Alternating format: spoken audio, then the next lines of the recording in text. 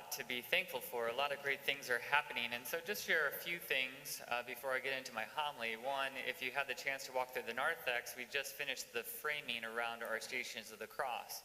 And so it's something that we're working towards to get the plaques and the Roman numeral, and then we'll stain them. But again, it's one of the beautiful projects that is about to come to completion that way. And then, of course, I apologize. We've been doing maintenance in our bathrooms, and I understand this maybe not the most convenient time, but we do have bathrooms that you're aware, a single bathroom in the children's liturgy, and then also the adoration chapel. Otherwise, you're going to have to go into the parish center to go to the bathroom. So I apologize for that inconvenience. But again, another project coming its way to completion, which I'm excited for the sake of the parish as a whole as we continue to welcome people into our parish. But then also just all the wonderful ministries that are happening. We had right before Mass the appeal for our high school mission trip, as we're going to take 54 high schoolers on mission trip to Pennsylvania. But I just finished the adult mission trip from Guatemala. And that was a beautiful experience to share with 16 of our parishioners as we went down and built houses in Guatemala at the end of January. Something I'm sure we'll share more down the road. This last week we had Dr. Shree and his wife Beth for our Manna for Marriage group have over 200 couples here and they spoke to these couples, and it was kind of beautiful to see the vibrancy of that ministry as Manna for Marriage has been established here at our parish to help support married couples. And so I'm just giving a hint to all husbands out there, if you don't have something figured out for February 14th, we got you covered. You know, Friday night on the 13th, they have another event where you can have a date night with childcare as well. So you can imagine all the amazing ministries. Again, take that bulletin, look at all the wonderful things that we're doing, because the Lord is doing something great here at our parish. But wanting to do even more, right? I never settle. We always want to continue to grow. We always want to continue to develop. And a couple of months ago, the diocese had come up to me and a few other pastors to basically do what we call a spiritual needs inventory. And right away, I was moved by it, because it's on the foundation of what I believe is necessary to continue to grow and then also grow in holiness. If you have the opportunity, I actually teach several classes. I teach the 8th graders at All Saints about once a month, but I also had the opportunity to teach our OCIA students every year. If you come to any of my classes, I usually start with this one concept that kind of pervades all of my other teachings. And it's that because we're in time and space and we're bodily in nature, we're always going from point A to point B. Imagine that, right? We're even in the pews. In a little bit of time, you'll come from your pews to, of course, to receive Holy Communion. You'll come forward. And then you'll go from here, the church, back home, or from home to work. If you have the ability to travel family and friends, you might go from state to state, or on vacation, you might go from country to country. We're constantly moving. And because of that, you can say we're constantly on a journey. And that's a foundation of our spiritual life, that we are on a journey here in this world, from this world to the next, right? You know, walking in a way that we're hoping to get to our ultimate destination with God. Not only physically, but also, as we realize, also spiritually, we're always on a journey. If you can make that understanding, that conclusion, then you need to understand there's 4 parts to a journey, right? There's a starting point, there's point A, right? There's a destination, point B. And you can think of like Google Maps or something and just hit search. And then once you have point A and point B, a path will be then given to you. And then finally, something that's unseen but also very important, we need the purpose of our journey. As you probably experience in your own journey of life, every journey has its challenges and difficulties. And if you encounter a cross and you don't have a strong enough purpose, guess what we'll do? We'll quit, because the journey is too hard or not worth it. So then we'll change our destination. We also need that path. What happens if we don't have that path? If we know where we're at and where we want to go, you need to know how to get there. And if we don't have a path, we get frustrated. I see this maybe with people in the spiritual life where they make this conclusion: I know where I'm at in my prayer life, and I want to grow in my prayer to the Lord. But when people don't have a clear path, what do? Get frustrated.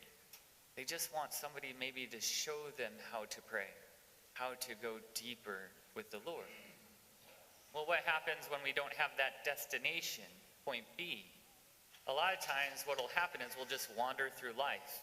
And the best example I can share is maybe with our phones. Our phones has that ability of, like, when you have a little bit of free time and you don't know what to do, what do? You look at your phone. And before you know it, you just went through an hour of your day for nothing useful, nothing helpful. Because we didn't have a destination, we're just wandering from one thought to the next, trying to fill our minds as we don't have a clear destination. Again, it's important that we have that clear end, knowing that the Lord is calling us to be with him in heaven. So what? So we can be clear in where we're going. But the real point that I want to stress, and why we're doing the spiritual needs inventory with the diocese as a whole, is because if we don't know where we're starting from, we're already lost. It's a reality. If you don't understand where you're at, you can't get to your ultimate destination. I'll give you 3 examples, and partially in my own life. The first example, I always share that I love Colorado, right? I got to live there for 4 years, love the Rockies, love the opportunities to go skiing, hiking, just name it, the outdoors, just to see God's beauty in his creation. I just love Colorado. But if I wanted to get to Colorado and I didn't know that I was coming from the Midwest or Our Lady of Mercy Parish or Aurora, what would be wrong? I wouldn't know where I was, and I wouldn't know if I needed to go north or south or east or west. If I don't know where I'm starting from, I can't get to my ultimate destination. So it's very important, as you see in that example. For me, I had a parishioner come up to me. I've been on a weight loss journey, and it was initiated by doctors. Somebody came up to me like, "Father, you lost a lot of weight. Have you seen a doctor?" They were worried for me. They're like, "I really like you, and I don't want to lose you. You need to go see a doctor." I'm like, "Don't worry. I'm doing it with the doctor's approvals and all the things necessary." But I always use this example of, let's say, previously to losing the weight, let's say I wanted to lose 20 pounds. What would I have to do before I can actually achieve that goal? I would have to step on that drudge scale, like I'd have to look at what I actually weigh. But what if I told you my goal is to lose 20 pounds, and they're like, you probably don't want to ask the priestess, how much do you weigh? But if you were, I'm like, well, I'm not going to step on a scale. It wouldn't make sense, because you wouldn't know your goal when you achieved it, right? You, again, need to know your starting point. My sister reminded me of this last example I'm going to share with you, because I'm coming up on 20 years, and I can't believe how fast time has gone. But back in 2006, yes, that was 20 years ago. It's kind of crazy. Back in 2006, I had a growth in my neck. And my sister was in medical school at the time, and I was asking her, like, "Hey, Tina, like, what do you think about this?" She's like, "Yeah, you should have the doctors check it out. Most likely it's a cyst, and it needs to be drained." Sorry if that's gross or too much information, but that's what she shared with me. And I was like, okay. So eventually I went to see the doctors, and then what happened was I was diagnosed with Hodgkin's lymphoma. And I did 12 rounds of chemo over 6 months. But the crazy thing about that is I couldn't seek the treatment until what? Until I was diagnosed. Until we could figure out what was actually going on. And so it's so important to maybe understand the times that we're sick, the importance of understanding the diagnosis, so we could do what? Think about this in the spiritual life. If we don't know that we're sick, how can we seek the divine physician? If we don't know that we're sinners, how can we seek God's mercy? Isn't it important that we then have the ability to describe where we're coming from? And each person is uniquely different, right? Where we're at in our own spiritual lives, in our own spiritual journeys, but the importance of getting that part down first. How important it is to realize where we are in our spiritual journey so that we can then ultimately get to our ultimate destination. Again, this is the reason why I was so excited for this spiritual needs inventory that the diocese came up with. Partially because as a pastor, I want to help this parish grow closer to the Lord, but how can I do that if I don't know where the parish is at.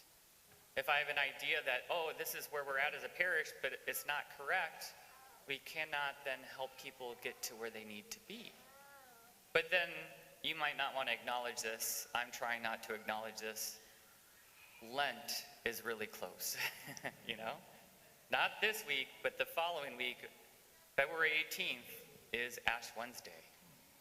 And my hope with the spiritual needs inventory, if you're able to take it, it's supposed to be anonymous, though at the end you can put your name if you want to have a follow-up conversation.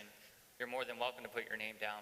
But you don't need to. The point of it is to be anonymous. But my hope is when you do this inventory, you'll come to realize where you're at and where you desire to grow. Because then all of a sudden when Lent comes and you know the importance of maybe the importance of making sacrifices or adding things to our spiritual life, that this inventory can help us on our journey of life. So I really encourage you, after Mass, we'll have a table where you can either get a flyer, so you can take it home and do the QR code. It's in the bulletin as well. But my hope is that we as a parish will take the time to do the spiritual needs inventory.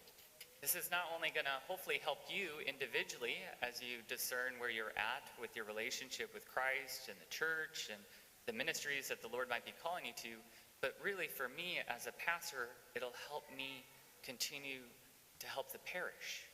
Because if I know where we're at, I can then help form the path to get us where we need to be, which is with the Lord.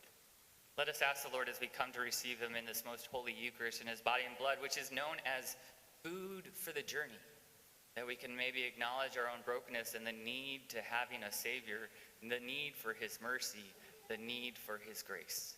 That way we can continue to love and serve one another.